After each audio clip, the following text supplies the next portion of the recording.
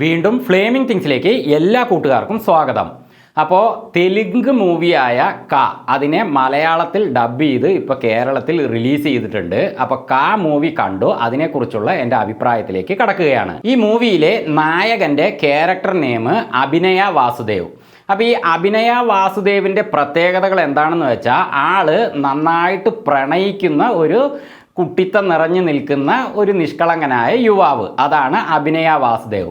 പക്ഷേ അദ്ദേഹത്തിൻ്റെ ഒരു പ്രത്യേകത എന്താണെന്ന് വെച്ചാൽ, ആവശ്യമില്ലാതെ മറ്റുള്ളവരുടെ ജീവിതത്തിലേക്ക് അവരുടെ കാര്യങ്ങൾ ഇടപെട്ട് അവരുടെ കാര്യങ്ങളൊക്കെ വായിച്ചറിഞ്ഞ് ഒരുപക്ഷെ അവർ പോലും അറിയാതെ അവർക്ക് നന്മ ചെയ്യാൻ ശ്രമിക്കുന്ന, അത് ഒരുപക്ഷെ തൻ്റെ ജീവൻ പോലും വെക്കേണ്ടി വന്നാൽ പോലും അദ്ദേഹം ജീവൻ പോലും പണയം വെച്ചുകൊണ്ട് മറ്റുള്ളവർക്ക് വേണ്ടി നന്മ ചെയ്യാൻ ശ്രമിക്കുന്ന നായകൻ, അതാണ് അഭിനയ വാസുദേവ് ആ ക്യാരക്ടർ ചെയ്തിരിക്കുന്നത് കിരൺ അബാവരം എന്ന നടനാണ്.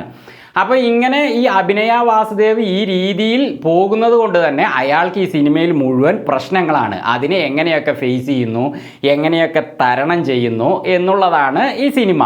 പിന്നെ അവസാനം എന്തായി എന്നുള്ളതും. അപ്പോൾ ഈ സിനിമയുടെ ഒരു പ്രധാന പ്രത്യേകത എന്താണെന്ന് വെച്ചാൽ, ഇതൊരു നല്ല സസ്പെൻസ് ത്രില്ലർ മൂവിയാണ് കേട്ടോ.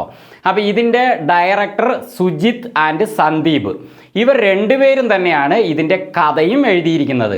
അപ്പം നായകനെ ഒരു അടച്ചിട്ട മുറിയിലൊക്കെ അദ്ദേഹം ഇരിക്കുന്നുണ്ട്. അപ്പോൾ അതൊക്കെ എന്താണെന്ന് നമുക്ക് എത്ര തന്നെ ആലോചിച്ചാൽ, എങ്ങനെ തന്നെ ഒക്കെ നമ്മൾ അതിൻ്റെ ആ സിനിമയുടെ ഭാഗങ്ങൾ കണ്ടുപോയാൽ അത് എന്താണെന്നോ ഒന്നും മനസ്സിലാകാത്ത രീതിയിലുള്ള ചുരുളാണ് ഇവർ പിന്നീട് ഈ സിനിമയിൽ അഴിക്കുന്നത്.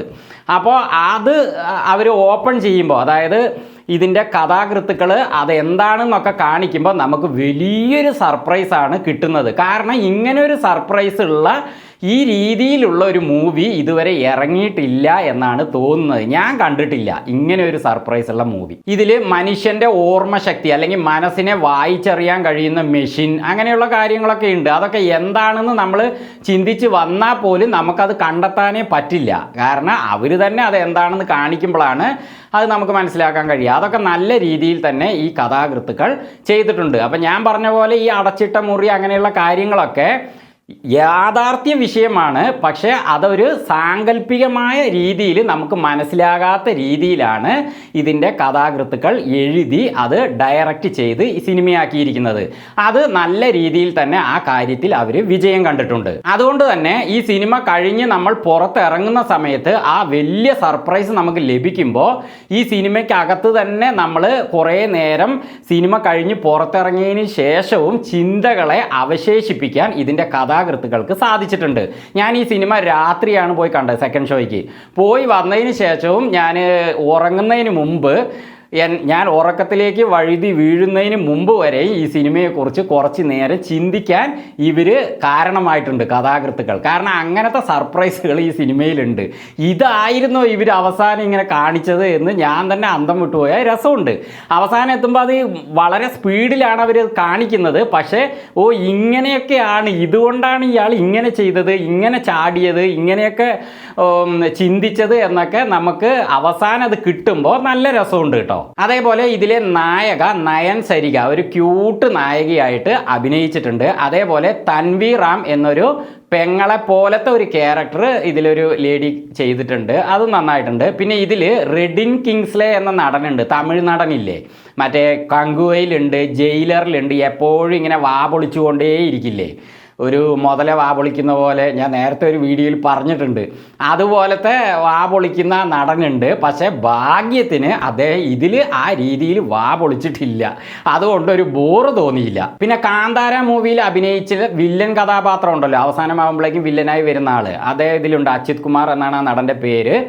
അദ്ദേഹം ഇതിലൊരു വില്ലനെ പോലെ അല്ലെങ്കിലും അദ്ദേഹത്തിന് ഒരു നല്ല ക്യാരക്ടർ കിട്ടിയിട്ടുണ്ട്, നന്നായിട്ട് അദ്ദേഹം ചെയ്തിട്ടുണ്ട്. ഈ സിനിമയിൽ നല്ല പാട്ടുകളുണ്ട് കേട്ടോ. അത് മലയാളത്തിലേക്ക് ഡബ് ചെയ്തിട്ടുണ്ടെങ്കിലും ആ ഒരു പ്രണയ ഗാനങ്ങൾ അങ്ങനെയുള്ള ഗാനങ്ങളൊക്കെ നന്നായിട്ടുണ്ട്. നല്ല മ്യൂസിക്, അതുപോലെ ഡാൻസ് കാര്യങ്ങളൊക്കെ ഉണ്ട്. പിന്നെ ആക്ഷൻ രംഗങ്ങൾ സിനിമയിലുടനീളം ഉണ്ട്. പിന്നെ അതുപോലെ കോമഡി വലിയ ചിരിക്കാനുള്ളതല്ലെങ്കിലും ഇങ്ങനെ ഒരു സീരിയസ് പോലത്തെ കോമഡികളുണ്ട്.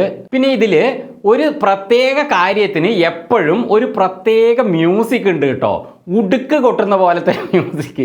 അത് കാണുമ്പോൾ തന്നെ ഇതെന്താ, ഇത് ഒരു നാടകം പോലെ തോന്നും. നാടകത്തിലൊക്കെ കാണിക്കില്ലേ, കട കട കട കട കട കട കട ടേ പറഞ്ഞിട്ടൊരു പ്രത്യേക മ്യൂസിക് വരില്ലേ, അതേപോലെ ഉടുക്ക് കൊട്ടിയിട്ട് ടേന്ന് നിർത്തുന്ന പോലത്തെ ഒരു പ്രത്യേക മ്യൂസിക്. അത് ആ റൂം അങ്ങനെയുള്ള കാര്യങ്ങളിലേക്കൊക്കെ ആ ഒരു വിഷയത്തെ പറയുമ്പോൾ ആ മ്യൂസിക് നന്നായിട്ട് അതിന് മാച്ച് ചെയ്തിട്ടുണ്ട്. പിന്നെ ഇതിൽ വേറെയും കുറേ സംഭവങ്ങളുണ്ട് കേട്ടോ. ഇതിൻ്റെ നാടിന് കുറേ പ്രത്യേകതകളുണ്ട്, സൂര്യ അസ്തമിക്കുന്ന കാര്യത്തിലൊക്കെ പ്രത്യേകതകളുണ്ട്. അപ്പം ഞാൻ അതൊന്നും തന്നെ ഞാനിപ്പോൾ പറയുന്ന കാര്യത്തിൽ നിന്ന് നിങ്ങൾക്ക് മനസ്സിലാകാതിരിക്കാൻ പ്രത്യേകം ശ്രദ്ധിക്കുകയാണ്. കാരണം നല്ലൊരു സസ്പെൻസ് ത്രില്ലർ മൂവിയാണ്, ഇത് കണ്ട് തന്നെ മനസ്സിലാക്കേണ്ടതാണ്. പിന്നെ ഇത് പാർട്ട് 1 ആണ് കേട്ടോ. ഈ സിനിമയ്ക്ക് പാർട്ട് 2 ഉണ്ട്. അപ്പം ഇതിൻ്റെ മുഴുവൻ കാര്യങ്ങളും അവസാനിക്കുക പാർട്ട് 2-ലായിരിക്കും. പിന്നെ ഇൻ്റർവെല്ലിൻ്റെ അടുത്ത് എത്തുമ്പോൾ നായകൻ്റെ തന്നെ മറ്റൊരു കാര്യം സിനിമയിൽ വരുന്നുണ്ട്. പിന്നെ ആ കാര്യം സിനിമയുടെ അവസാനം വരെ ഉണ്ട്. അങ്ങനെ പോയിട്ട് ആണ് ഈ സിനിമയുടെ എന്ന പേരിൻ്റെ അർത്ഥം എന്താണെന്ന് അവസാനം ചുരുളഴിക്കുന്നത്. അപ്പോൾ അത് അറിയുമ്പോൾ ഇതായിരുന്നോ കാര്യം എന്ന ഒരു ത്രില്ലിങ് കൂടി, ഒരു സസ്പെൻസ് കൂടി അതിലവർ ഒളിപ്പിച്ച് വെച്ചിട്ടുണ്ട്. അപ്പോൾ ത്രില്ലിങ്ങോടെ കണ്ടിരിക്കാം, കുഴപ്പമില്ല. അപ്പോൾ മൂവി യാഥാർത്ഥ്യത്തിൻ്റെ സങ്കല്പം. വീണ്ടും മറ്റൊരു വീഡിയോയുമായി ഞങ്ങൾ വരുന്നതുവരെ ഫ്ലേമിംഗ് തിങ്സിൽ നിന്ന് ബൈ.